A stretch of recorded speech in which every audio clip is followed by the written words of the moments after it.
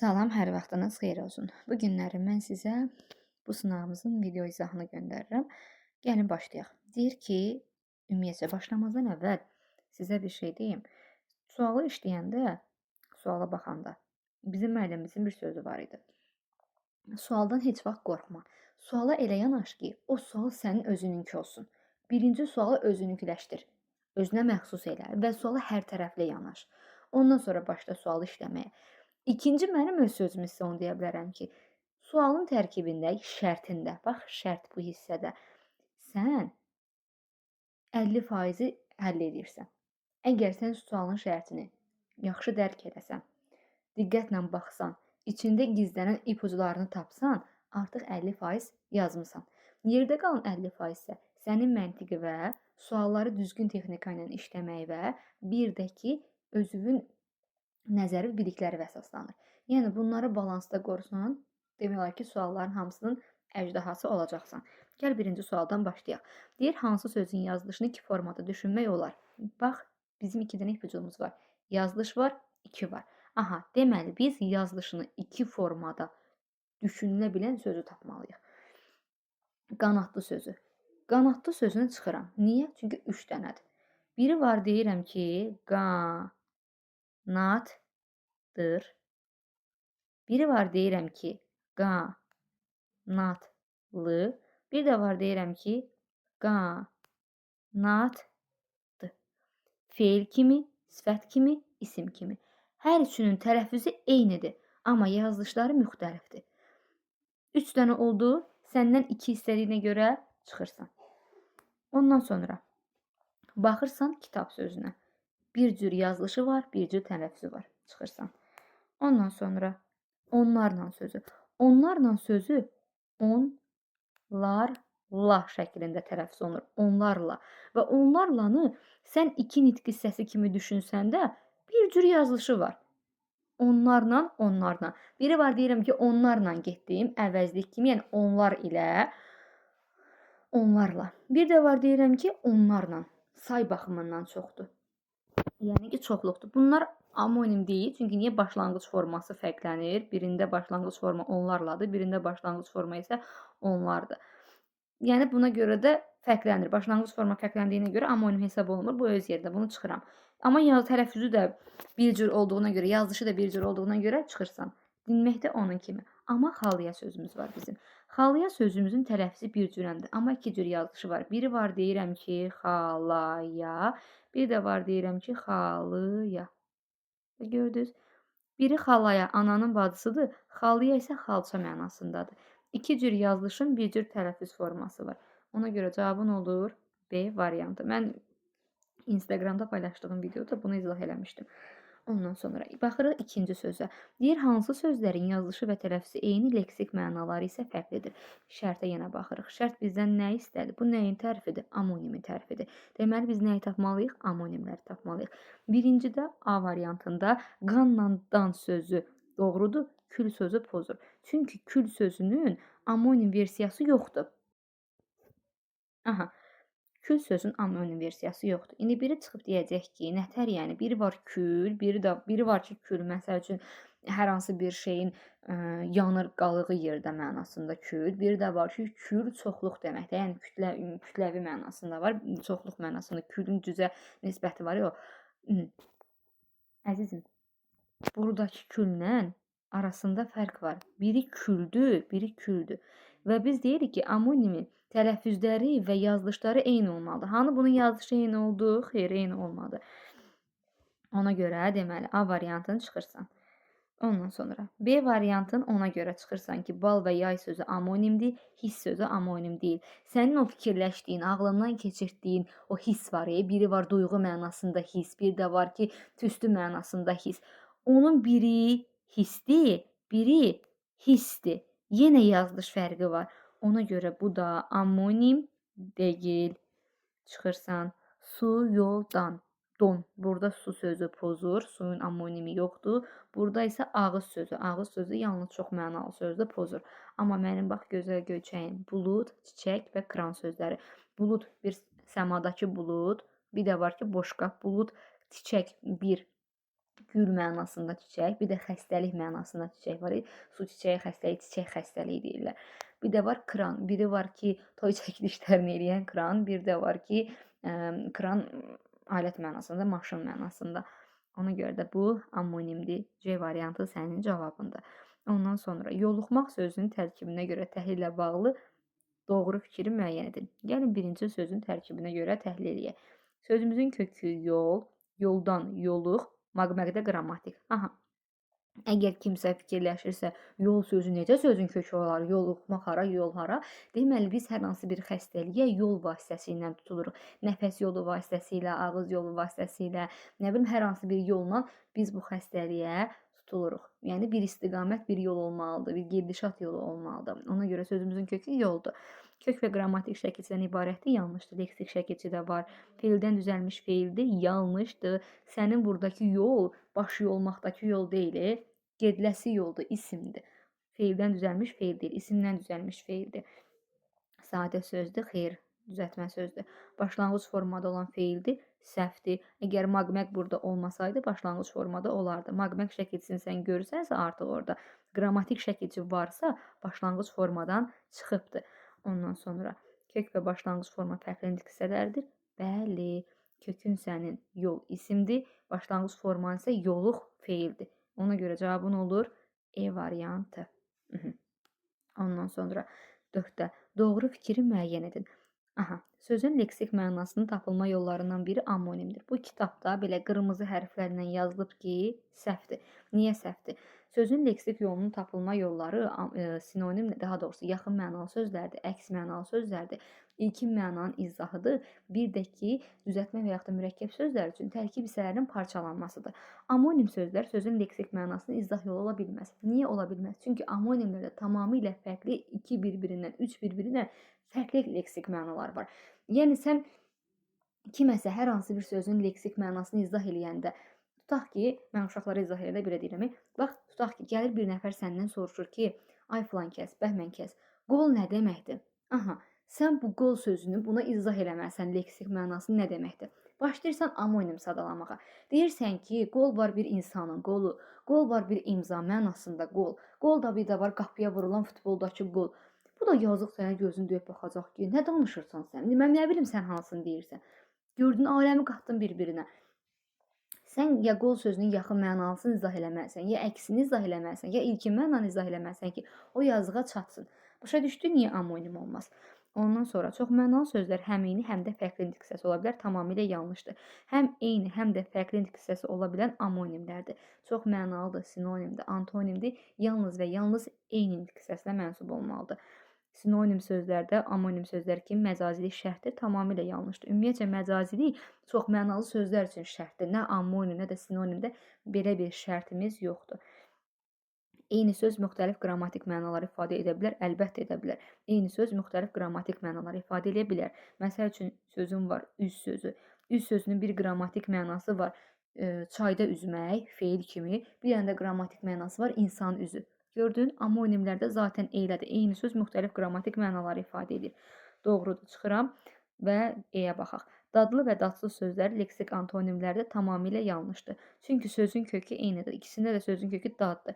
Bizim də belə bir qrammatik qaydamız var ki, antonimlərdə və sinonimlərdə əgər sözün kökü eynidirsə, onlar avtomatik olaraq nə antonim, nə də sinonim sayıla bilməzlər. Ona görə də E variantı səhvdir. Doğru variantımız qalmadı axı. Nəhlət şeytana cavab D variantıdır. D-nun üstündən xətt çəkirəm, deyirəm, mən doğru cavabım qalmadı. Bəli, eyni söz müxtəlif qrammatik mənalar ifadə edə bilər. Tamamilə doğru olduğu üçün cavabımız olur D variantı. Ondan sonra deyir ki, hansı sözün yazılışı və tələffüzü eyni olsa da, heç bir məna tayı amonim deyil. Nə dedi bizə? Yazılış olsun və tələffüz eyni olsun. İndi amma amonim olmasın deyir. İndi uşaq soruşdu, öz-özünə fikrə gedir. Deyir, nətər yəni, əgər amonim deyirəmsə, yazılışı və tələffüzü eyni, leksik mənaları tamamilə fərqli deyirəmsə, bu amonim olursa, bəs yazılışı və tələffüzü eyni olub, necə leksik məna, daha doğrusu, necə amonim olmaya bilər? Ona görə amonim olmaya bilər ki, biz şərti izah edəndə çox kəsatlığa yol veririk. Çünki amonimin şərti 2 dənə şeylə bitmir. 4 dənə qaydası var. Birinci odur ki, yazılışı eyni olmalıdır. İkinci odur ki, tələffüzü eyni olmalıdır. Üçüncü odur ki, başlanğıc forma eyni olmalıdır. Dördüncü odur ki, vurğusu eyni olmalıdır. Əgər bunun dördü tam şəkildədirsə, ondan sonra sən ona amonim deyə bilərsən. Gəl baxaq yara sözünə. Deyir ki, heç bir məna tayı amonim deyil. Yara sözünə baxaq. Yara sözünün 3 dənə məna tayı var. 3 dənə. Tam-tamına 3. Hansıdır? Biri var ki, işə yaramaq. Biri var ki, yara, sevgiliyə fikrimi çatdır. Gəl elə yazın burada. Yara, yara və yara. Video çox uzun olacaqdır. İnşallah ki, səbirli çataraq axıra kimi qulaq asmağa. Aha, yara sözünün bir dənə mənası var. Gəl baxaq. Yara, sözün kökü, yar, yardan yara, qrammatik məna, daha doğrusu qrammatik şəkilçidir, yön şəkilçi. Başlanğıc forması yaradır. Ondan sonra yara, işə yara, sözün kökü yaradır, elə başlanğıc formada yaradır. Bir də var yar, yardan yara, əlimizdəki yarada iz mənası, başlanğıc forma yaradır. Deməli, bu iki məna tayı bir-birinə amonim olur. Bu başlanğıc formadan çıxan isə amonim olmur. Sənə dedik, amma heç bir məna tayı amonim olmasın. Bunun bir tayı amonimlik yaratdığına görə A variantını çıxırsan. Gəlin sözü. Gəlin sözü vurğusuna görə fərqlənən sözdür və tələffüz fərqi yaradır. Səndən nə istədi? Tələffüzü eyni olsun istədi. B variantını çıxırsan. Qazan sözü. Qazan sözünün 3 dənə mənası var. Biri var yeri qazan, biri var udmaq mənasında qazan, biri də var ki, qazanda qazan qab mənasında. Bu 3 məna tayla ikisi amonimdir, biri amonim deyil. Ona görə də bunda bir məna tayı amonim olduğuna görə C variantını çıxırsan. Nərə sözü uzanmasına görə fərq yaradır. Amonim deyil və tələffüz fərqi yaradır deyə seçmirsən. Amma birə sözünə bax. Birə sözünün bir mənası var. Birə sözünün bir mənası var. Birə, ikiyə, yön mənasında. Bir sözün kökü A, qrammatik şəkilçi. Bir də var birə. Birinin başlanğıc forması birdir, birinin başlanğıc forması birədir. Hər ikisinin yazılışı və tələffüzü eynidir. Sadəcə başlanğıc formaları fərqli olduğu üçün amonim hesab olunmur. Yəni yazılış və tələffüzdə heç bir fərq yaratmadı. Ona görə cavabımız olur E variantı. Ondan sonra rastlaşmaq sözünün fonetik təhlili ilə bağlı doğru fikri müəyyən edin. Gəl sözünün birinci tələffüzünü yazaq. Rastlaşmaq.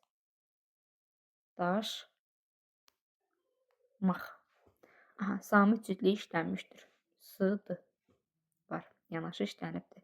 Mən kar cingitili samit cütliyi deməmişəm, amma ümumiyyətlə samit cütliyi demişəm. Yəni yanaşı işlənən samitdir. Onu nəzərdə tutmuşam. Cavab A variantıdır. D samitin kar qarşılığı işlənmişdir. Hanı? D samitin kar qarşılığı T-dır. T da tələffüzdə D-ya keçibdir. Yoxdur. 4 dənə kar samit var deyir. Biri S-dır, biri Ş-dır, biri X-dır. 3 dənədir. Çıxırsan. Cingitli samitlə başlayıb cingitli samitlə bitir. R ilə başlayır, X ilə bitir. Çıxırsan. Sözün tələffüzündə həm kəmiyyət, həm də keyfiyyət fərqi var. Sözün tələffüzündə həm kəmiyyət, həm də keyfiyyət fərqi var. Kəmiyyət fərqi hanı? Kəmiyyət fərqi odur ki, tələffüz zamanı ya səs düşümü olsun, ya da səs artımı olsun. Və yazılış və tələffüz arasında say baxımından fərq olsun. Olmadığına görə cavabın olur A variantı. Ondan sonra keçək 7-yə. Deyir ki, ismə məxsus qrammatik şəkilçilərdən yalnız üçünü qəbul edə bilən halın işləndiyi cümləni müəyyən edin. Yalnız üçünü qəbul edə bilən. İsmə məxsus qrammatik şəkilçilər hansılardır? Mənsubiyyət, cəm, hal və xəbərlik. Deyir ki, bundan yalnız üçünü qəbul edə bilsin. Bunlardan yalnız üçünü qəbul edə bilən bir adlı haldır, bir də təsirli haldır. Təsirli hal xəbərli şəkilçisini qəbul edə bilmir, yerdə qalan üçünü qəbul edir. Adlı hal isə halı qəbul edə bilmir, çünki şəkilçisi yoxdur axı, yerdə qalan üçünü qəbul edə bilir. Ona görə sən bu cür tipli suallarda ya təsirli hal axtarmalısan, ya da adlı hal axtarmalısan. Deyir, çaydan isti buxar qalxırdı. Səhv yazmışam özdə bunu. Qalxırdı. Nə? Buxar. Nədən? Çaydan. Necə? İsti. Buxar adlı haldadır. Deməli, cavabın A variantıdır. Ata nəsihəti faydasız olmaz. Faydasız olmaz. Nə? Ata nəsihəti. Atanın nəsihəti.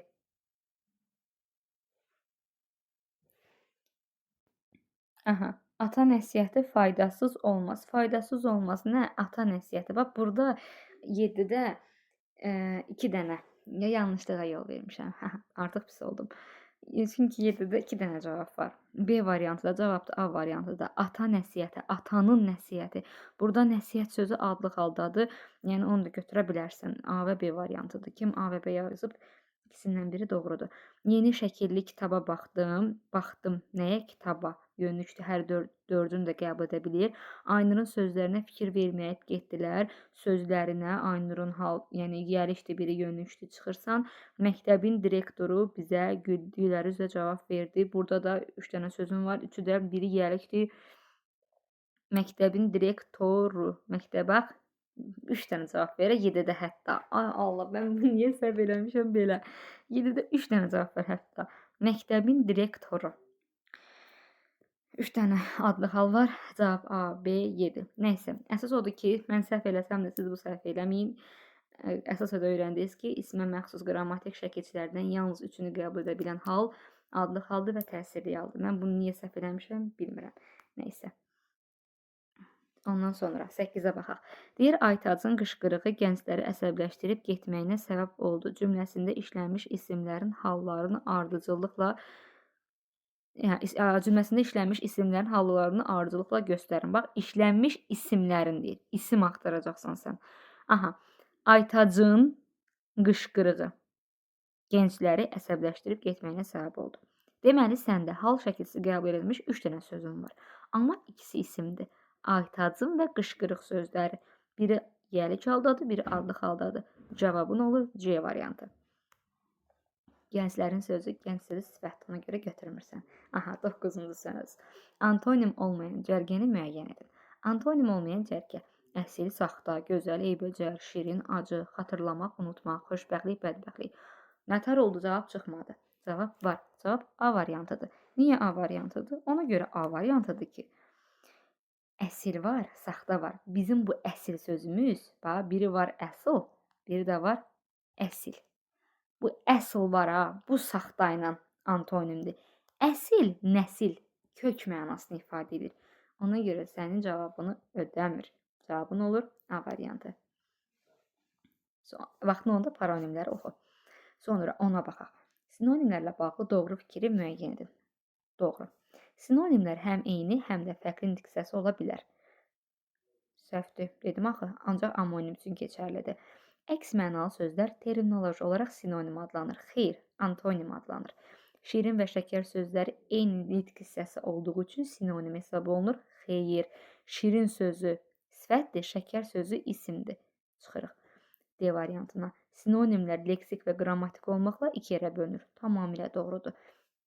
Leksik sinonimlər leksik mənası olan sözlər üçün keçərlidir.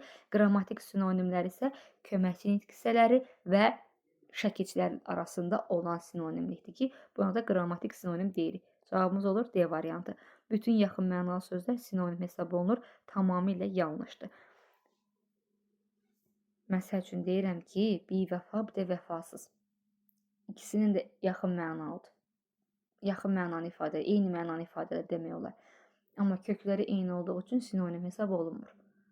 Deməli, nəymiş? Yanlış imiş. Cavabımız olur D variantı. Ondan sonra keçək. Hansı sözün yazılışı səhvdir? Bu fonetik qaydadır. Bunu bilməlisiniz. B variantıdır. Ondan sonra 12-yə gələk. Amonim frazoloji birləşməni müəyyən edin. Cavabımız olur C variantı. İşə düşmək. İşə düşmək bir mənası var ki, maşın işə düşdü. Xodlamaq mənasıdır bir sözlə. Bir də var ki, işə düşmək, yəni çətin vəziyyətdə qalması. Ayda mən işə düşdüm, yəni çətin vəziyyətdə qaldım. Amonim frazoloji birləşmədir. Yadımızda saxlayırıq bir qaydanı. Əgər bilmiriksə, frazoloji birləşmənin amonimliyi, sinonimliyi, antonimliyi frazoloji birləşmə olmalıdır. Sən birini sabit, birini sərbəst birləşmə verəndə frazoloji birləşmə yaratmış, daha doğrusu frazoloji birləşmənin amonimliyi, sinonimliyi, antonimliyi yarada bilmirsən. Hər ikisi sabit birləşmə, yəni frazoloji birləşmə olmalıdır. Aha, bax, məsəl üçün, burnun ucu göynəmək ifadəsində uşaq deyir ki, müəllimə, biri var ki, burnun ucu göynəmək, darıxmaq, bir də var ki, burnun ucu göynəmək, yəni soyuğa düşürsən, burnunun ucu göynür. Əzizim, hər iki ifadəni düzgün işlədirsən. Amma frazoloji birləşmə deyil axı. Bax, biri frazoloji birləşmə, darıxmaq mənası frazoloji birləşmədir. Amma soyuqdan burnunun ucunun göynəməsi real bir hadisədir də. Yəni bu faktdır. Fakt nəymiş? Real bir şeydir. Yəni ola bilər bu. Burada axı sərbəst birləşmədir, sabit birləşmə yaratmadın. Ona görə də bu amonimlik kimi götürə bilmirsən. Hər ikisinə yəni məcazilik olmalıdır, hər ikisi sabit birləşmə olmalıdır, hər ikisi parçalanmamalıdır. Yazığı gəlmək yoxdur bunun. Ağzına sual oturmaq yoxdur amonimliyi. Şirin-şirin danışmaq da ümumiyyətlə frazoloji birləşmə deyil. Ondan sonra 13-ə baxaq. Cümlədə xəbər vəzifəsindən çıxış edə bilməyən halla işlənmiş isim olan cümləni müəyyən edin. Nə deyirsən nə? Xəbər vəzifəsində işlənə bilməsin və isim olsun deyir. Xəbər vəzifəsində çıxış edə bilməyən ismin halı təsirlikdir. Niyə təsirlidir? Çünki təsirli xəbər şəkilsini qəbul edə bilmir. Xəbərli şəkilsi var, onu qəbul edə bilmir. Onu qəbul edə bilmədiyi üçün avtomatik olaraq cümlədə xəbər vəzifəsindən çıxış edə bilmir. Aha. Kitab sərgisi hər kəsin çox xoşuna gəlmişdi. Çox xoşuna gəlmişdi. Nə? Kitab sərgisi kimin? Hər kəsin. Yəni ki, burada hər kəsin xoşuna gəlmişdi. Ümumiyyətlə bunu parçalamırsan, bir götürürsən. Ümumiyyətlə burada yoxumuzdur. Təsirli yal. Tural ağladığı üçün anası onu danladı. Onu danladı. Kimi? Onu əvəzlikdir. Səndən isim istəyib. Danladı. Kim? Anası. Onun anası. Bu təsirli hal deyil. Əvvəlinə onun artıra bilirsənsə təsirli deyil. Başqa da yoxdur. Kənddəki hadisə qarşısında hamı heyrətə düşmüşdü. Burada da yoxdur. Nurəli kişi heyvan öldürdüyü üçün çox heyfslənirdi. Burada da yoxdur deməyimi gözləyirsənsə gözləmə. Çünki heyvan öldürdüyü üçün, heyvanı öldürdüyü üçün qeyri-müəyyən təsirli haldır. Əvvələ artır. Deyirəm ki, heyvanı Nurəli kişi öldürdüyü üçün çox heyfslənirdi. Heyvanı və əvvələ keçən kimi tez özünü ortaya saldı.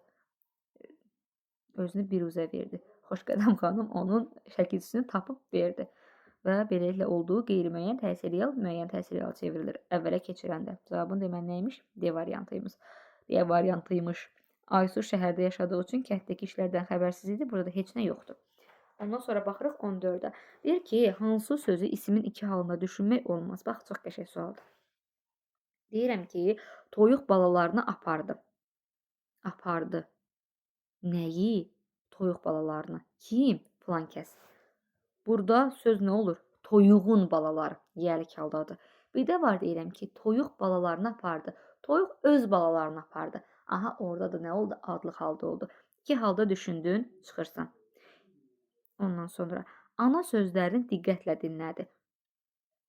Biri var deyirəm ki, filan kəs ana sözlərini, ananın sözlərini yiyəlik halda. Bir də deyirəm ki, ana öz sözlərini ya da filan kəsin sözlərini bir adlıq, bir yiyəlik çıxırsan. Quş yumurtalarını sındırdı. Biri var quşun yumurtalarını sındırdı, bir də quş öz yumurtalarını sındırdı. Çıxırsan. Deyirəm ki, usta Nurəddini çağırdı. Biri var deyirəm ki, usta, hansısa bir usta Nurəddini çağırdı. Bir də deyirəm ki, filan kəs usta Nurəddini çağırdı. Amma burada hər ikisi adlı haldadır. İki mənada işlənə bilsə də, amma hər ikisində adlı hal oldu axı. Başqa bir hal olmadı axı. Ona görə cavabın olur D variantı. Ana uşağına qışqırdı. Biri var ki, deyirəm ki, ana uşağına, mama uşağına qışqırdı filan kəs, ananın uşağına. Bir də deyirəm ki, ana öz uşağına qışqırdı. İki halda düşünə bildin. Ona görə cavabın olur D variantı. 15. Hansı cümlənin ilk sözü amonimdir? Gəlin sözü amonim deyil, vurğu fərqi yaradır. Heca sözü amonim deyil, nərgiz sözü xüsusi isimdir. Heç cürə amonim yarada bilməz. Səpin sözü vurğu fərqi yaradır. Sal sözü amonimdir. Biri var hər hansı bir şeyi əlindən yerə sal, bir də var ki, sal qaya, yəni iri qaya mənasında. Cavab olur D variantı. Deyir, hansı cümlənin ilk sözünü həm ümumi, həm də xüsusi isim kimi düşünmək olar? Və bu da ən sevdiyim suallarımdan biridir. Saray təmir olundu. Saray təmir olundu. Bir dənə mənası var. Nərgiz gülü çox sevilir. Nərgiz gülü burada ancaq yəni bir məna var ki, yəni ümumi xüsusi fərqlənmir. Eldar qoşun böyüdü, yalnız xüsusidir. Azərbaycan yalnız xüsusidir. Bax, saraya hədiyyələr göndərdi. Bu vurğusuna görə fərqlənir. Biri var deyirəm ki, saraya hədiyyələr göndərildi, saray mənasında. Bir də var deyirəm, Saraya hədiyyələr göndərildi. Sara olanda xüsusi isimdir. Saray olanda ümumi isimdir. Cavab olur C variantı. Hansı cümlədəki söz işlənmə yerinə görə həm konkret, həm də mücərrəd isim kimi düşünülməlidir? Yəni bunu göz yumulu yazmalısınız. Analıq sözü. Analıqdır, atalıqdır, qardaşlıqdır, bacılıqdır. Bu söz həm mücərrəd, həm də konkretdir. Real insan mənasını ifadə eləyəndə, yəni ögeylik mənası, ögey ana, ögey bacı, ögey qardaş. Məsələn, analığım gəldi, real insandır. Burada konkret isimdir. Amma duyğu mənasında işlənərsə, analıq duyğusu, atalıq duyğusu, qardaşlıq duyğusu, burada mücərrəddir. Ona görə cavab B-dir. Və yekun 18-ci sualımız deyir, qucaqlaşmaq sözünün tərkibinə görə təhlillə bağlı doğru fikri müəyyən edin. Birinci kök və şəkilciyə ayıraq. Sözün kökü qucdur. Sən kimsə quc edirik, gəl qucuma, qucu qucu. Oradakı qucu qucudur. Quc sözün kökü. Qucdan qucaq, qucaqdan qucaqla, qucaqladan qucaqlaş, maqmaqda qrammatik. 3 leksik, 1 qrammatik. Kök və leksik şəkildən ibarətdir, yanlışdır. İsimdən düzəlmiş feildir. Xeyr, feildən düzəlmiş feildir. Sən düzəlmiş deyəndə ən sonuncu leksik şəkilçidən bir əvvəlki sözə baxırsan. Sənin sözün qucaqlaşdı. Sonuncu şəkilçin şıdır. Ondan əvvələ baxırsan, qucaqla feildir. Feildən düzəlmiş feildir. B variantını çıxırsan. 1 kök, 3 leksik, 1 qrammatik şəkilçi var, doğrudur. Başlanğıc formadadır, xeyr. 1 kök, 2 leksik, xeyr. Bu qədər. Bunu da yazım, bunu da çəkim. Aha. İnşallah ki, mənim bu izahım sizin üçün bir xeyri olar. İnşallah ki, sınağımın bir xeyri olar. Yəni, qeyd eləyərsiniz mənə, yazarsınız ki, müəllimə xeyri oldu, olmadı, nəsə öyrəndik, öyrənmədik. Motivasiya verin də, biraz müəllim bizə nə olacaq ki? Yaxşı, sağ olun.